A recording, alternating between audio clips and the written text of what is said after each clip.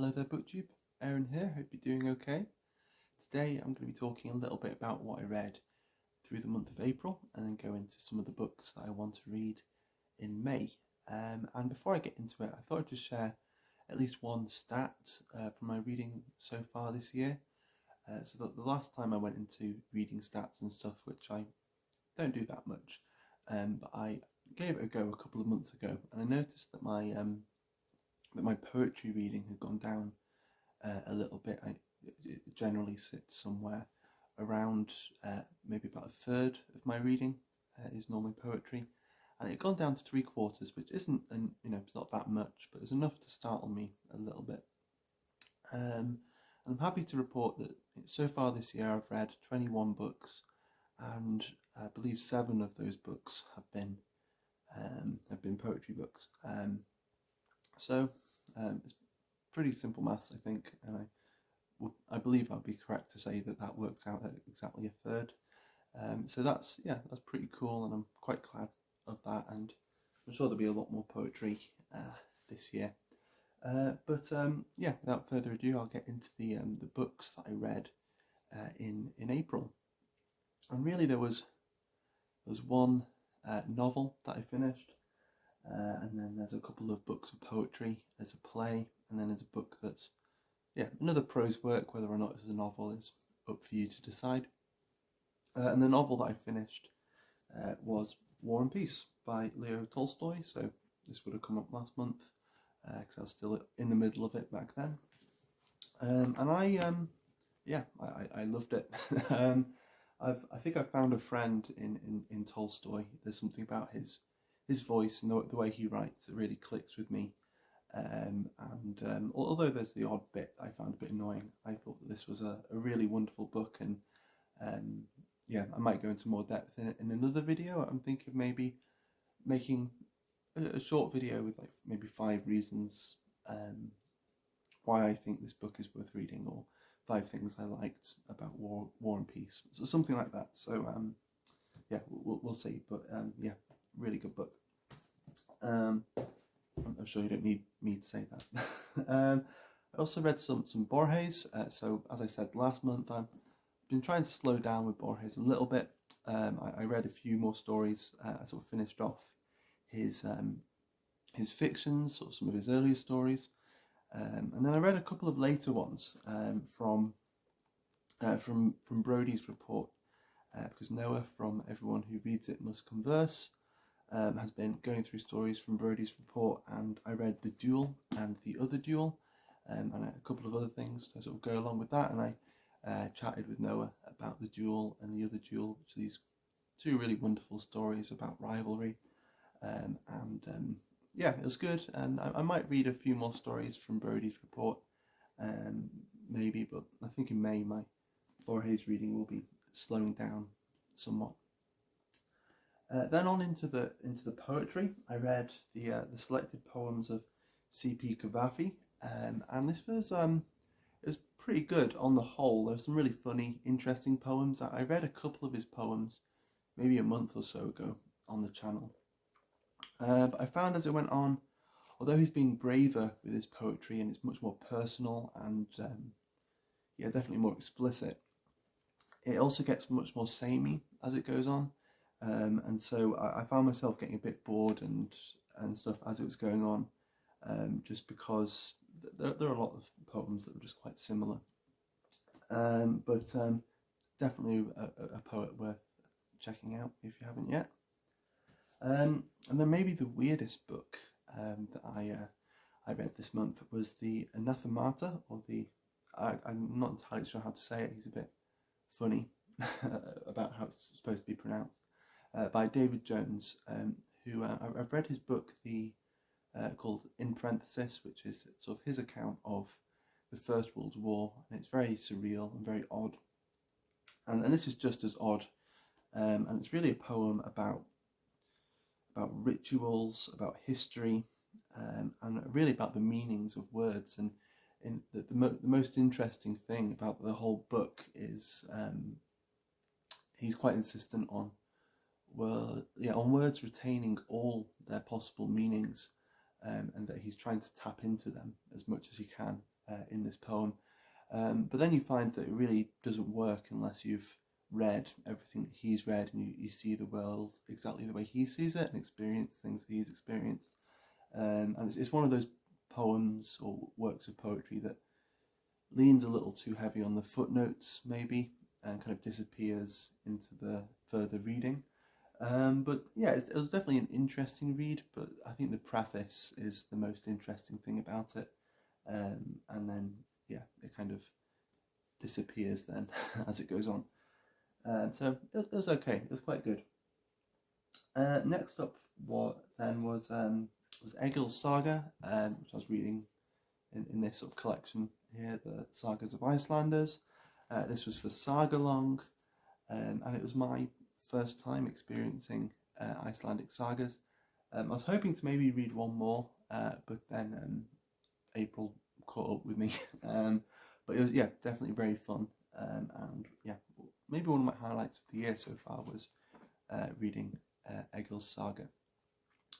So yeah, maybe I'll try and fit in another saga at some point this year. And then I read a play. I read The Seagull by Anton Chekhov. I'm reading about one of Chekhov's plays every month at the moment. And yeah, it was good. I could definitely see his growth already. So back in March, I think it was, I read Ivanov, and it was quite melodramatic, that play. But then the Seagull, yeah, there's definitely more complexity in the characters and in their relationships. And even though it is still quite, or you could see it being performed maybe in quite a melodramatic way, there's also the complexity that goes with it as well.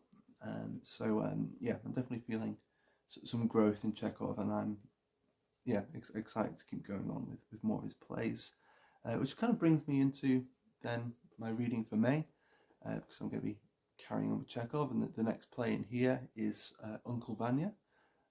So yeah, looking forward to Uncle Vanya. And then I've got a few other things what's the word? Lost myself, bear with.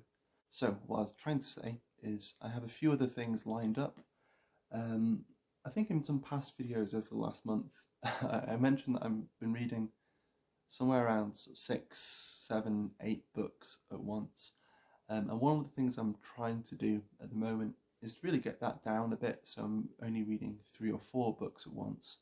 Because although I can kind of explain it to myself as being, well, reading 7 or 8 books means that I'm not going to get bored, at the same time it's still that same big towering mountain of books that I'm reading, so you can still get quite bored with it, and it becomes much more intimidating because it's taking more time to get through the same amount of pages just in multiple books.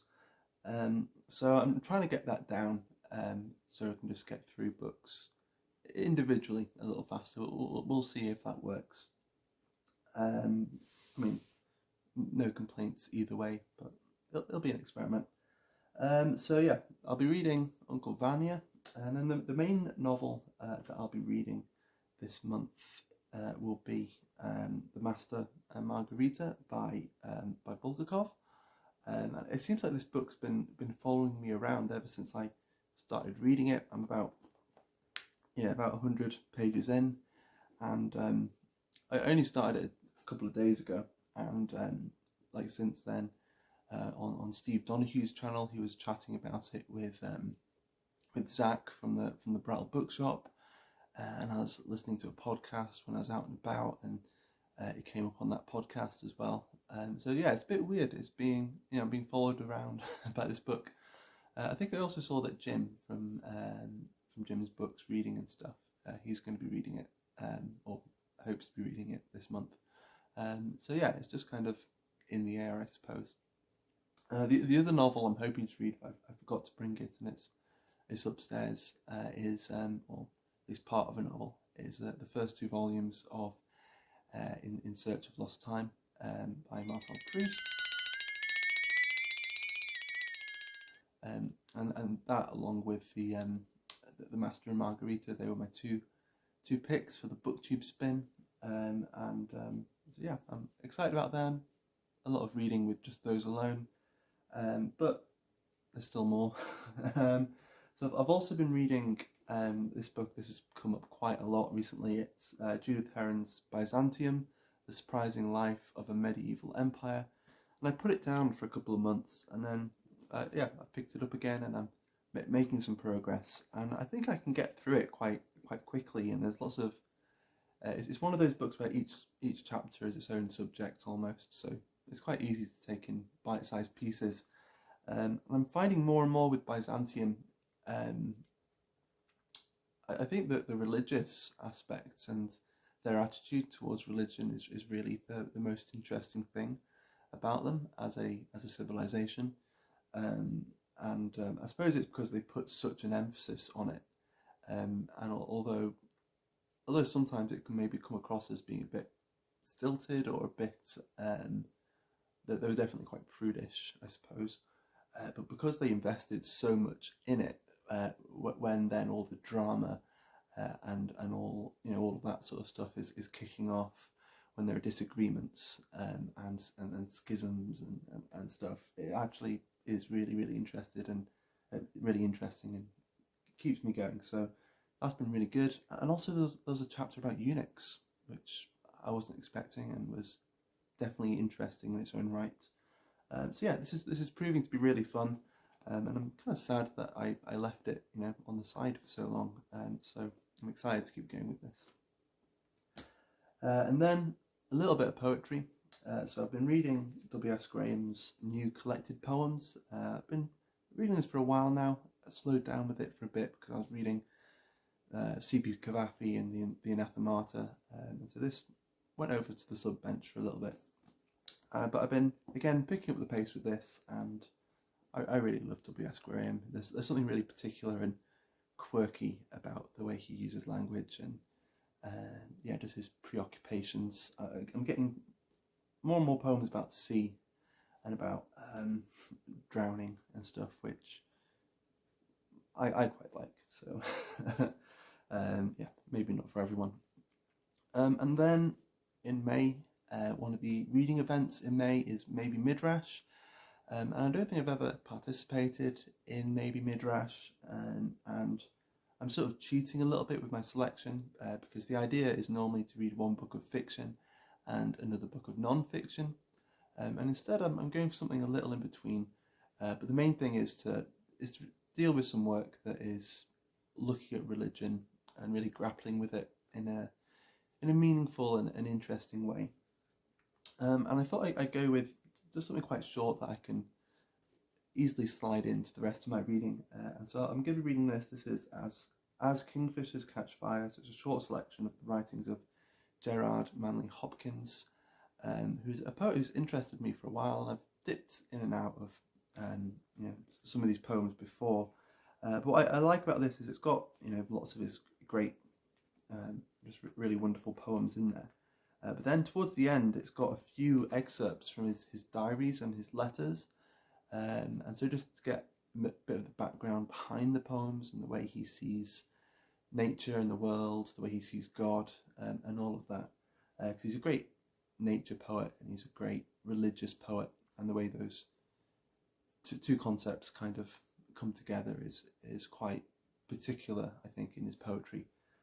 So I'm excited to read some Gerard Manley Hopkins, and also actually just as a formalist, as the way he his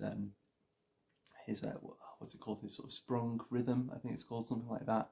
Just the way his poetry is put together and the way it sounds and the way it feels is really original. And yeah, you know when you're reading a Hopkins poem, it's good. And then the last one here, which is I suppose just to slide into the rest of my reading, and again this is a book that's come up a lot and I just haven't got to yet, is The Imposter and Other Stories by Sylvina Ocampo. I'm hoping to just read a few stories from this month, and hopefully in a month's time I'll have a little to say about Ocampo's writing. But really, there we go. That's everything I read in April, everything I hope to read in May. I hope you found that at least a little interesting, and I've been enjoying seeing what other people on BookTube are going to be reading, and I look forward to seeing more. But yeah, for now, that's everything. Thank you very much for watching, and I'll see you soon. Bye.